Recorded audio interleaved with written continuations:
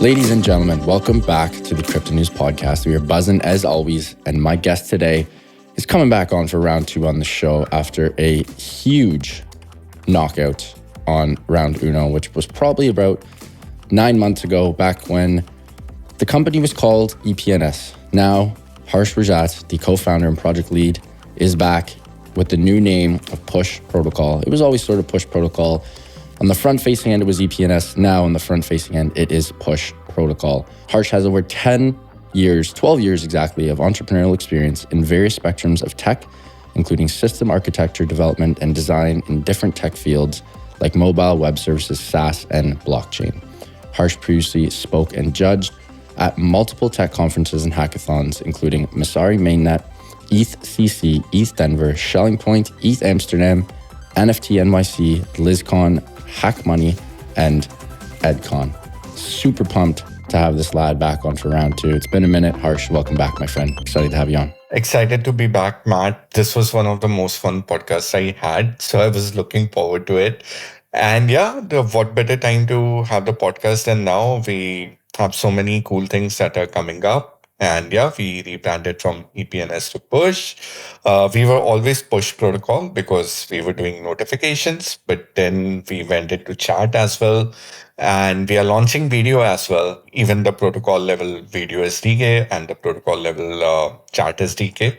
So yeah, it just made sense to kind of drop push notification service from the name. So we basically drop the notification service from the name. And then because we are going for the entire Web3, which means push will be available everywhere and will be compatible with all the blockchains, including even Bitcoin in the future. So It just made sense to drop Ethereum. All we were left with was Push. And fortunately, push.org was available. So Push became the brand. Did you guys try to get push.org? How much would that have been? That's got to be what, close to $1 million? It was very expensive, but we got lucky. We essentially had these trackers to make sure that if the domain expires and no one is renewing it, we can grab it. I think it was destiny because we got it a lot cheaper than we expected. So yeah. Wow. I mean, that's a pretty domain right there. I feel like push.com would also be a pretty penny. Did you snag that one? No. It was very costly to get pushing. Fortunately, we got that. We were like, okay, done. Good old 4-letter domains. Well, look, it's lovely to have you back on, Harsh. I think a good starting place would be, give me the lowdown on why exactly you guys sort of changed everything. I know you briefly spoke about dropping the Ethereum push notification service, which was the previous name. Now you're just Push. Last time when we had you on, you and the team, I know you and I were, talking before and after the show that this was, part of the plan. And obviously you guys executed on that plan. Kudos. There's never a doubt in my mind that you would, but nonetheless, why change from being a more specifically push notification service to now almost a 360-degree chat and communication app for Web3? Why the pivot? And walk me through the steps that you guys had to go through in order to execute this pivot. Sure. I mean, the plan was from 2020 itself that communication is a very primitive tool, which has so many facets to it. For example, you have chat, as you said, you have video call, you have audio call, even Twitter Spaces is a form of communication. So we knew from the very start that we want to capture the entire communication era because we kind of invented notifications for Web3.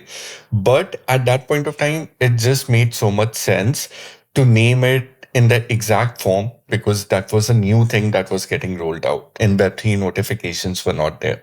So because of that, and because we started from Ethereum, and because of Ethereum community, we were there, we kind of thought it would be great to name it Ethereum Push Notification Service. But 2 years passed by and Push notifications basically got the network effect. We have sent over 38 million notifications to over 85,000 subscribers, and we have more than 700 plus integrations. including Uniswap, Lens, Aave, Gitcoin, and all the cool protocols. So it just made sense now that people understand notifications and people kind of understand the impact of notifications. So it made sense to basically rebrand to the vision that was there from the start, which was to create the communication middleware for the entire Web3. And because of that, notification in the name didn't really suffice. People should know that push is not just notification, it's about messaging as well. It's even about NFT messaging, which we are launching as well. It's about video call as well.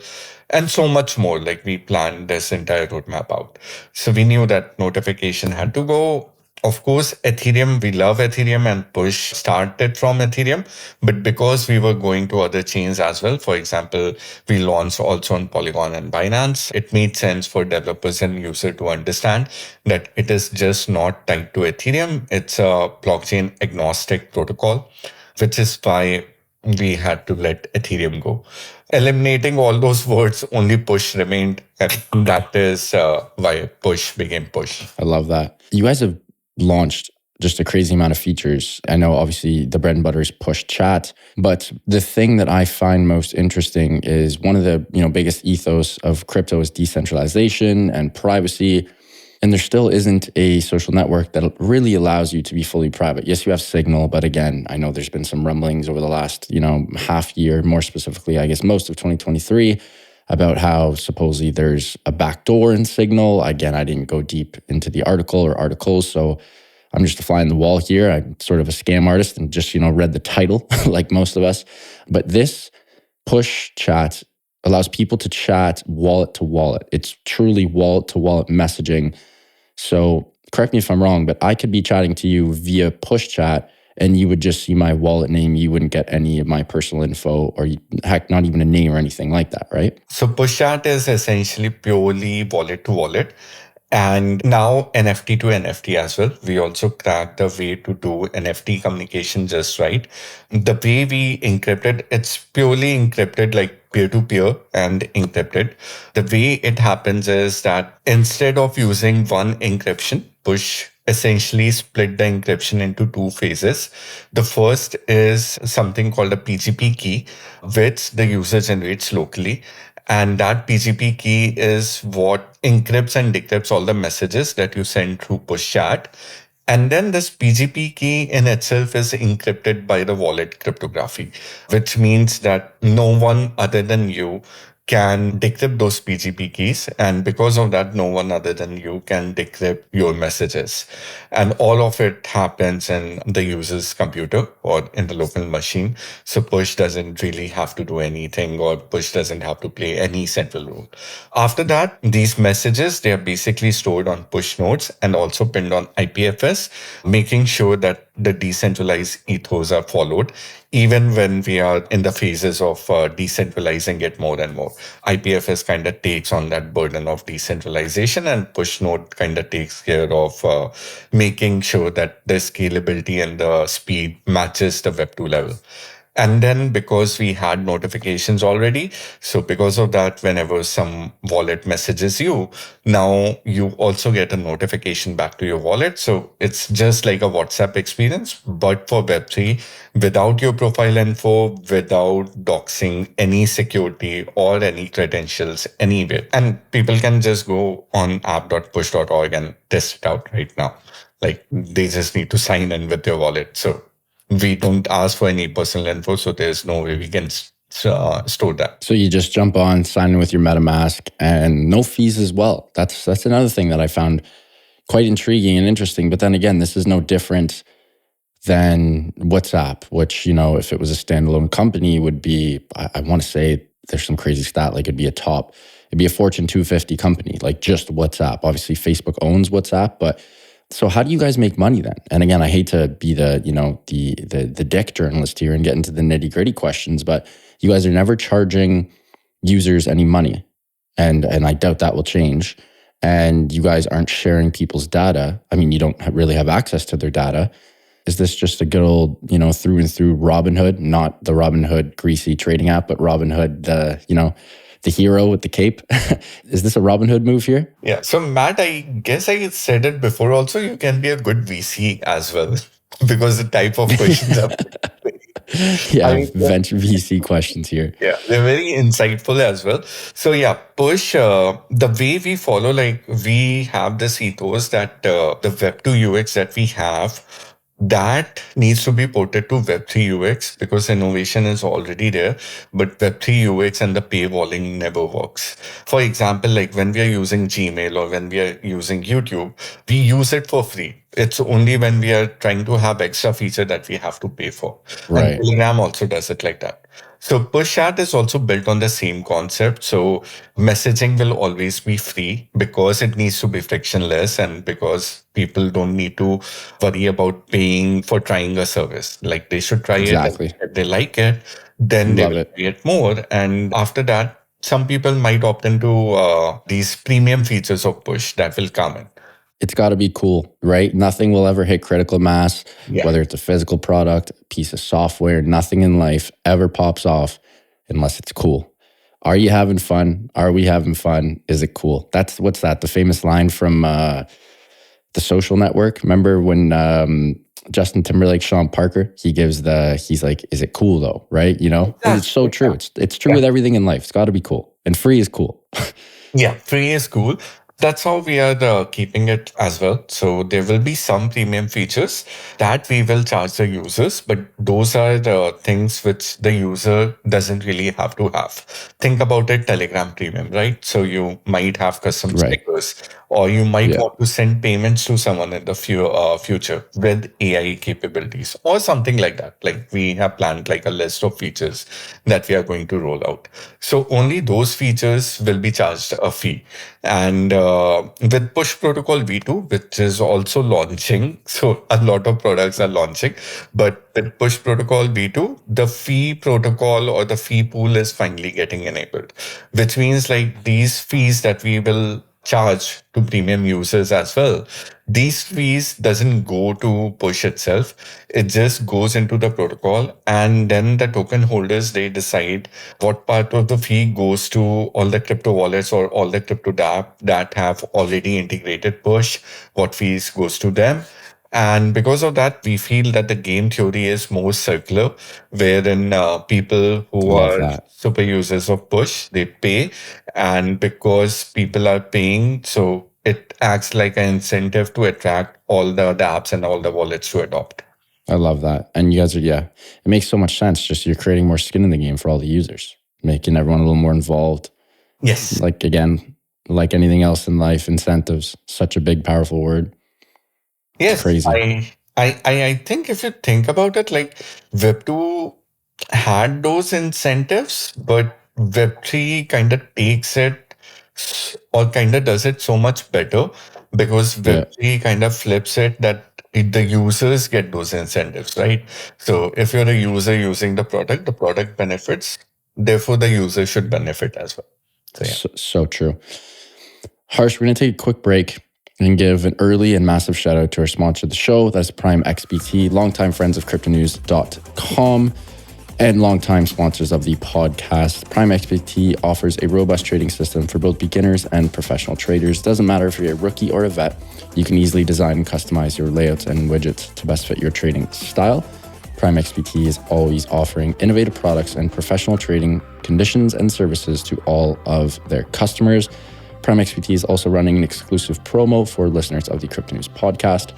After making your first deposit, 50% of that deposit will be credited to your account as a bonus that can be used as additional collateral to open positions. The promo code is CryptoNews50. That's CryptoNews50 to take advantage of this offer and receive 50% of your deposit credited to your trading account. Again, that is CryptoNews50 to take advantage of this offer. And now back to the show with Harsh.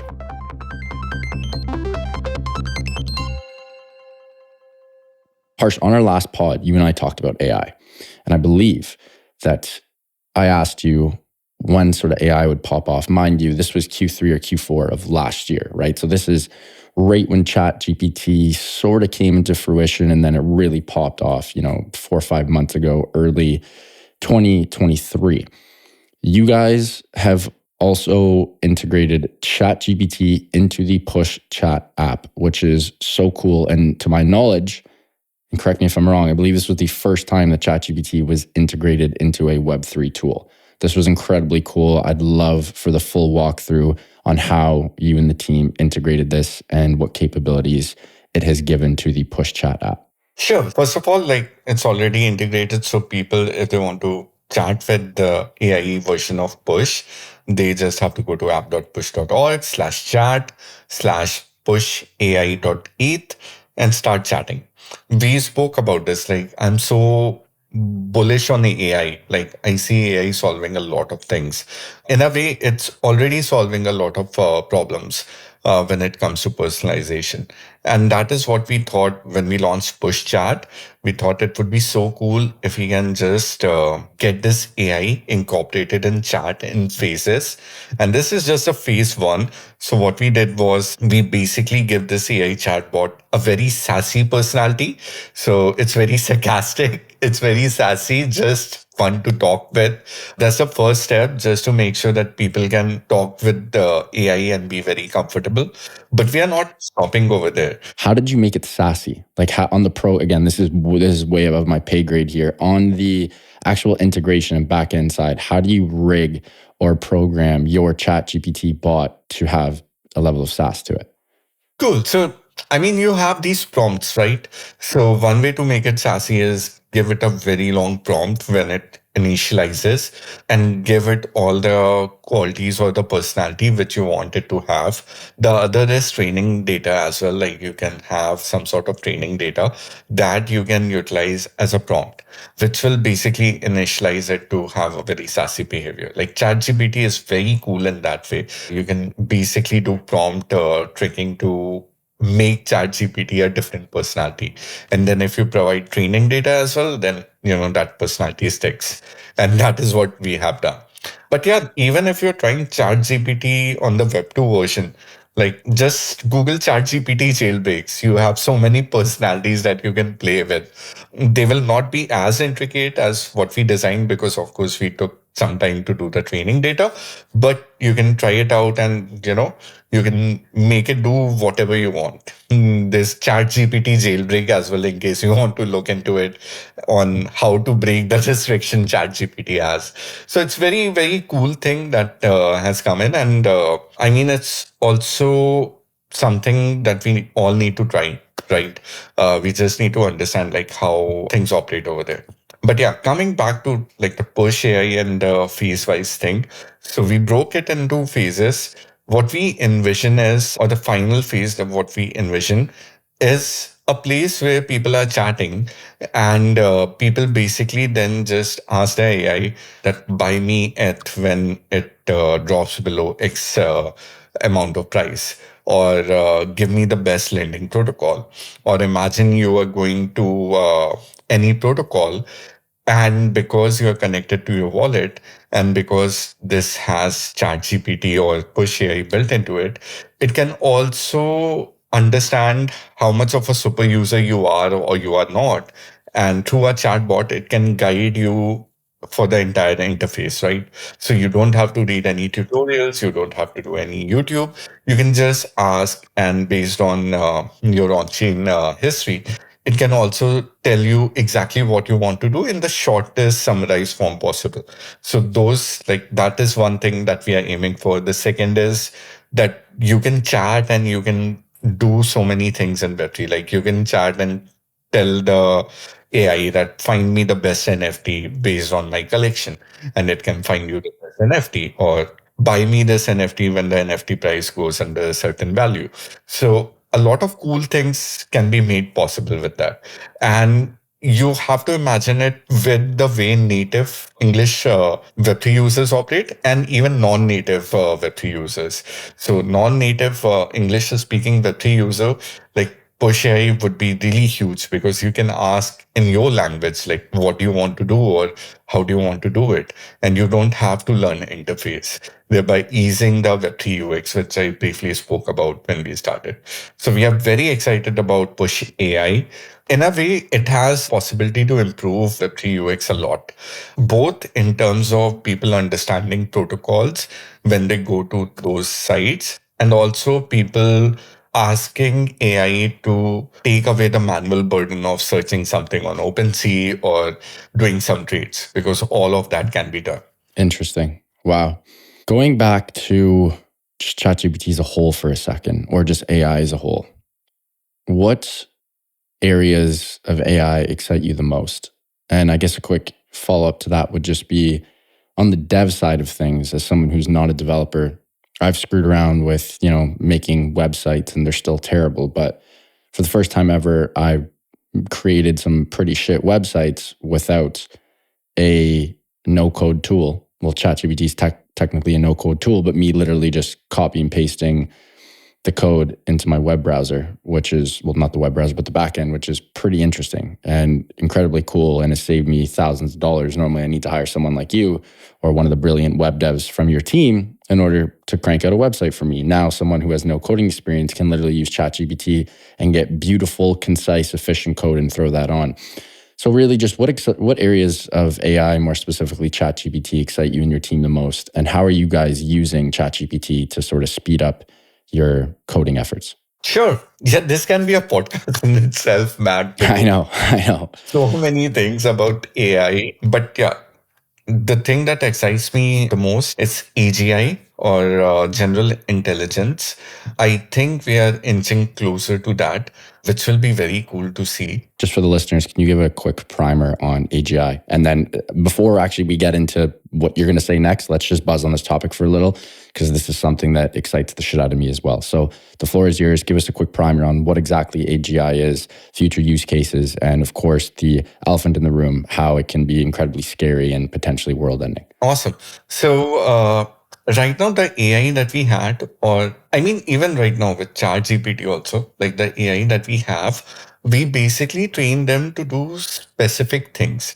Like, for example, there is a version of ChatGPT, which is DALI, done by the same company. And that creates images. But ChatGPT cannot create images. It doesn't understand how to create images, because till this point, we have essentially focused on training the AI on certain things. That's how it has worked. So if you want the AI to draw really good images, you need to give the AI millions of images or feed the data to the AI. That's why when you go to ChatGPT, it says that the data is limited till September 2021, because that is the data the ChatGPT was trained on. Yeah. So when we speak of AI, we basically speak of specific AI. ChatGPT is very good in understanding human language and then answering in a very cool human way. But there are certain complex tasks that ChatGPT fails to do even right now.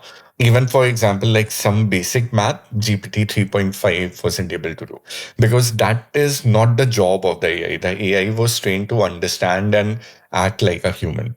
And then this DALI AI was there to understand what the human meant and produce an image. So all of these things were basically different segments.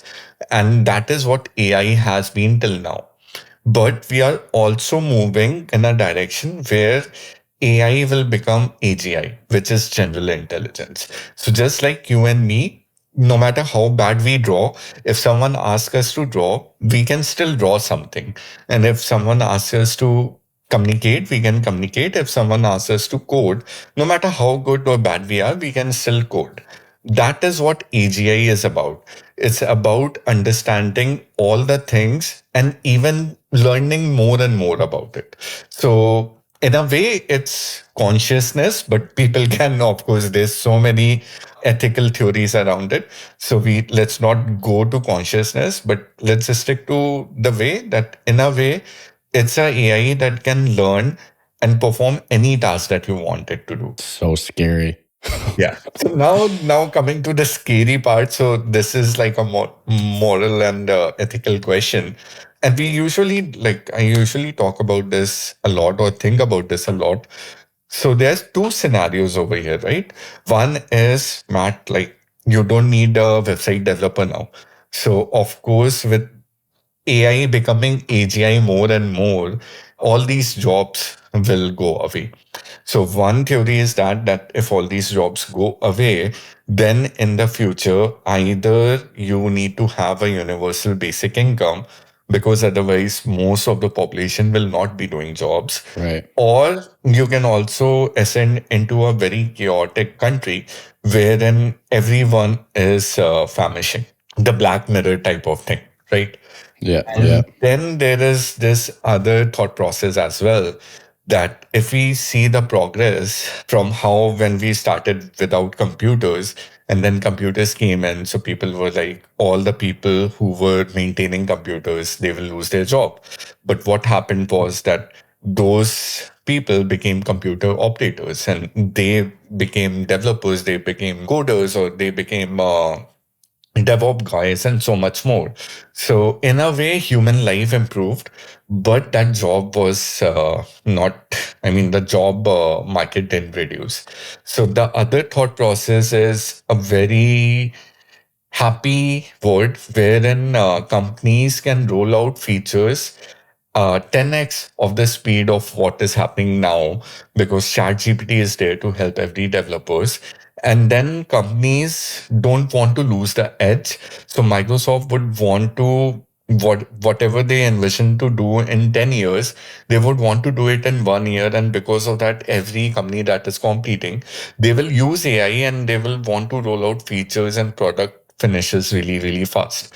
And if that happens, then human life and the way human live, that will improve, but the job market will not go away. Yeah. They're Uh, non-existent. yeah, so I'm kind of in both ways. Like sometimes I think the other one is true, and sometimes I go over here.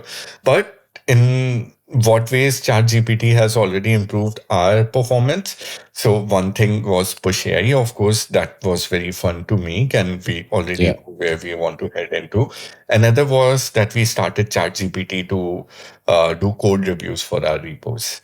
We started with few GitHub repos, but it's more like that the AI can recognize what your formatting was. And if a lot of team members are working on your code base, the AI can now point out that this is the structure that you followed previously, and now you're moving away from that. So those type of It's crazy. ways, that is amazing. Like that is amazing to help and even to catch bugs. So yeah, in a way, I think. I've actually met few team members who say that they cannot now operate without GitHub Copilot. So I think in a Of way we are course. moving to a direction where ChatGPT or any other form of AI will be used by us in one way or the other. That was a great explanation. Thank you for that. Just for the listeners, just to give you a little example. So, Baby AGI, I haven't played around with it a whole lot, but Baby AGI is currently sort of the most complex and useful / efficient way of using AGI, right? Which is, again, the full spectrum of AGI, which learns from itself and can actually complete multiple tasks. So, currently with ChatGPT, if I wanted to crank out, let's say, an e-commerce business, the only thing I could do is be like, hey, ChatGPT, pretend you are an expert e-commerce, founder, marketer, whatever, and give me an idea in niche X. It will give you the idea. Then I can go, all right, I want a website, crank me out the code. It'll crank out the code. With Baby AGI, and then realistically, probably 2-3 years down the road, I can literally go on to this level or this units or this platform AGI, and I can literally be like, make me an e-commerce website, connect it with Stripe, allow payment processing, hook up a intercom chat bot, blah, blah, blah, find me warehouses in China so I can source products. It will do everything for you, including sending those emails to the suppliers in China so you can source those products. It takes care of everything. And this is, this is scary because just like Harsh said, jobs are going to be non-existent. What new jobs will come of this? I'm sure there will be dozens and dozens, just like when the sort of Web2 revolution came around, a bunch of new jobs came out. I don't know how many new jobs will come out. It'll definitely be more lost than gained, but this is something scary. And this sort of brings us into like the whole creator economy, right? Where it's like, that might be the difference later on, where unless you have some type of skill set to monetize, more specifically in the attention economy space, like what else are humans going to be able to do, right? I don't know if people are going to be infatuated by, a get ready with me video or here's the rundown of business and sports video. You know what I mean? So it's like, this Harsh, I'm constantly thinking about this shit. And I'm like, where do I see myself 5, 10 years down the road? What kind of businesses do I need to create to not be insolvent by then and be irrelevant and not being able to contribute to the workforce? Like it's truly scary. But on the flip side, again, like even just in my day-to-day life, how much easier it's made life. And again, that we're not even talking about AGI. Once AGI comes around, I'm going to be able to speak into a computer and tell it to, clear my inbox for me. Like it's going to be some pretty cool stuff. Besides the things that you and I just talked about, are there any other sort of non-obvious areas that really tickle your fancy? The obvious ones being, chat bots, for example. Heck, you guys just created one. Like all of customers, I can't see customer service being a thing in 3-4 years with how good AI is. Obviously, website creation, coding, marketing, copy, all that kind of stuff. Are there any non-obvious ones that I didn't mention that really excite you in regards to what ChatGPT or specific piece of AI can attribute to? Sure. Again, this is very fascinating for me. So there's so many things. Like I'm a huge fan of agents. So apart from AGI, like what you mentioned is basically AI essentially figuring out what to do, dividing it into different tasks and assigning its own AI to different things, and then talking to Yeah, them out and figuring the best way out. So I'm very excited about that. I think AI will become personal assistant, like the best personal assistant you had. It will know your habits. It will know what you want to do. It will even know your personality as you talk to it more and more. So that will be really amazing. I mean, if you compare to it or if you just think about it, like when computers were invented, no one thought that we are going to play Doom or different computer games on it and that will become the biggest economy, right? Or esports will be born. So so I true. don't think we are even scratching the surface with AI. We are just using some of the basic things that we understand, but it will go even bigger. Like there will be so many cool things that will come in. I do feel that it will help people more, but we'll see because I'm also scared like how it will be if, for example, a job that you and I can do, AI can do it better. Then what is exactly, I mean, the train of thought is that then that gives you time to be more creative. So we will have more creativeness and innovativeness in this space. But the other thing is, what if you're not that creative, or what if Exactly. we are What do you do?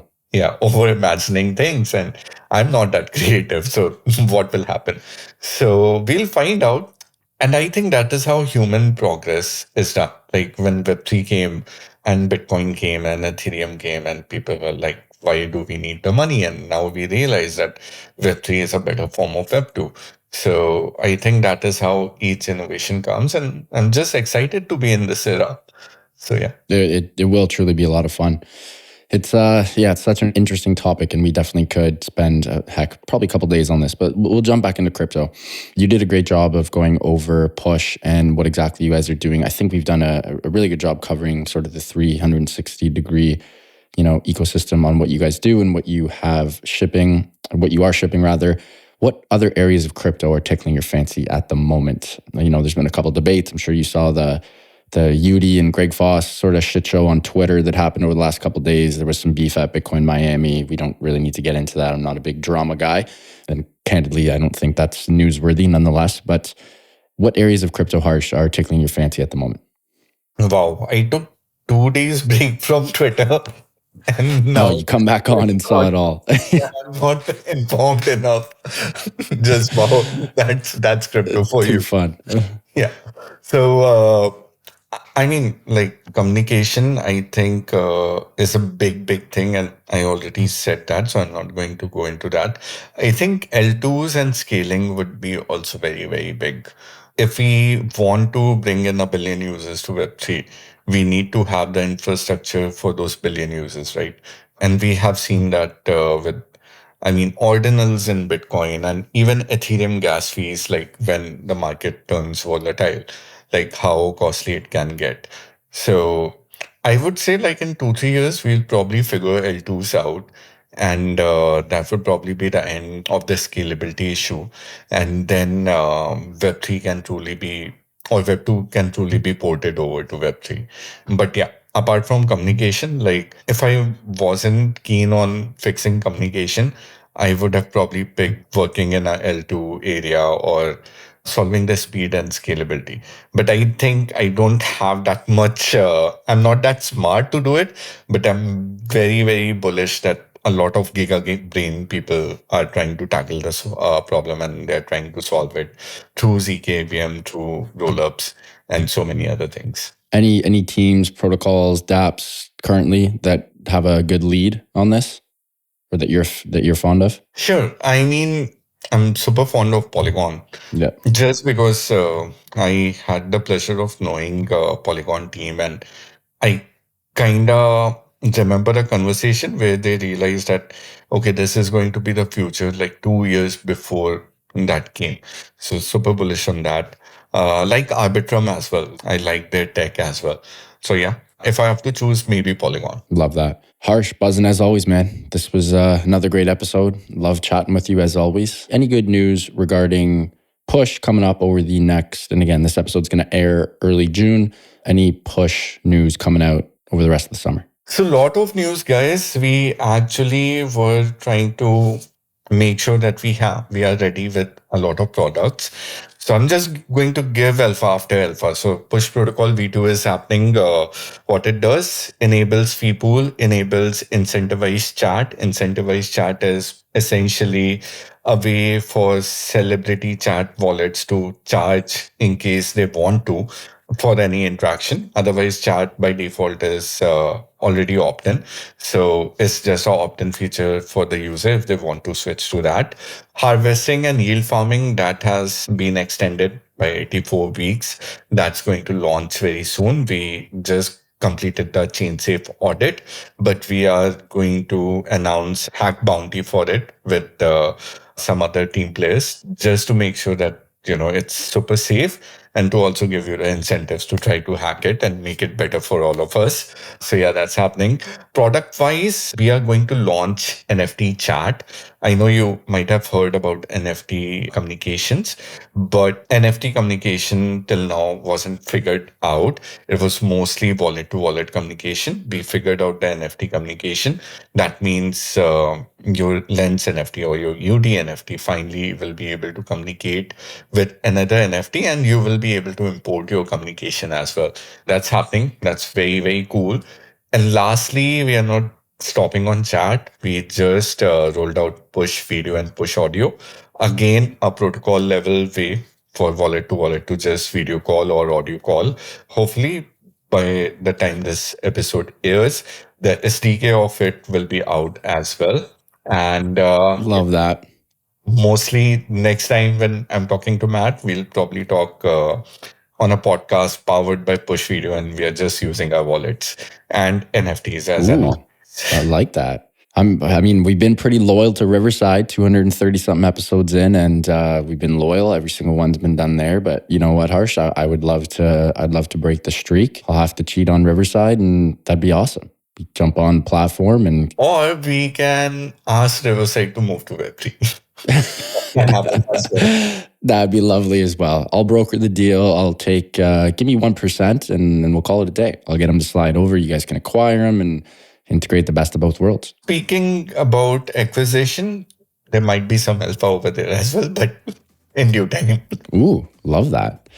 Harsh dropping the news as always. Mate, really appreciate you coming on. Always have a blast chatting with you and always learned a ton. Thank you so much as always. Before you go, please let our listeners know where they can find you and Push Protocol online and on socials. Sure. So, guys, in case you like my chatter, then probably follow my Twitter and we can chat one-on-one. Just find me at Harsh Rajat, HARSH Do go to push.org, visit it out, or app.push.org, and see all the features by yourself. If you're a developer, go to developer doc. But most importantly, like if you like Push Protocol, just head to Twitter and follow Push Protocol, PUSH PROTOCOL. So yeah, see you on Twitter or maybe on see you on Twitter. I haven't put any social other than it Twitter. always lives on Twitter. See you on Twitter and see you on the Push Network. Harsh, thanks again, man. Really appreciate it. And can't wait to have you on for round 3. Thanks, Matt. Again, was really excited for this podcast. Thanks for doing it. I had super great fun. Folks, what an episode with Harsh Rajat, co-founder and project lead of Push Protocol. Great to have him on for round 2. Can't wait to have him on for round 3. Dropping knowledge bombs. As always, we love to see it. Huge shout out to the listeners, as always. If you guys enjoyed this one, and I hope you did, please do subscribe. It would truly mean the world to my team and I. Speaking of the team, love you guys. Thank you so much for everything. Eustace, my amazing sound editor. You are the GOAT. Appreciate you and love you. And back to the listeners. Keep on growing those bags. Keep on staying healthy, wealthy, and happy. Keep on chugging along. Some good days ahead. Love you guys. Thanks for listening, as always. And we will talk soon. Bye for now.